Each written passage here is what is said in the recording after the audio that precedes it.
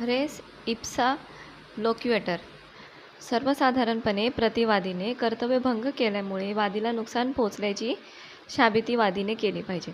परंतु काही घटनाच अशा असतात की त्यांना कोणताही पुरावा लागत नाही. जसे की पावामध्ये दगड सापडल्यास त्यावरून पाव तयार करण्याचा निष्काळजीपणा सिद्ध होतो.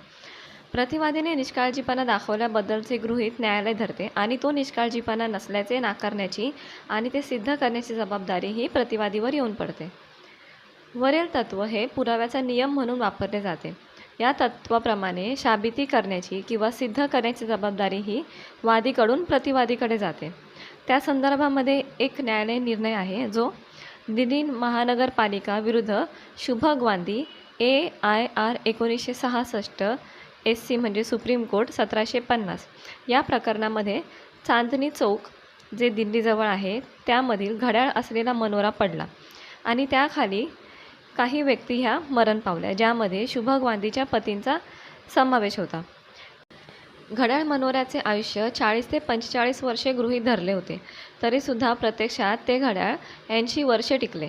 त्यामुळे त्याचे पडणे म्हणजेच महानगरपालिकेचा निष्काळजीपणा किंवा जनजीवनास संरक्षण देण्यासाठी दुरुस्त न होणारे बांधकाम पाडून टाकण्याची तत्परता न दाखवण्याचे गृहीत न्यायालयाने या तत्त्वाच्या आधारे धरले.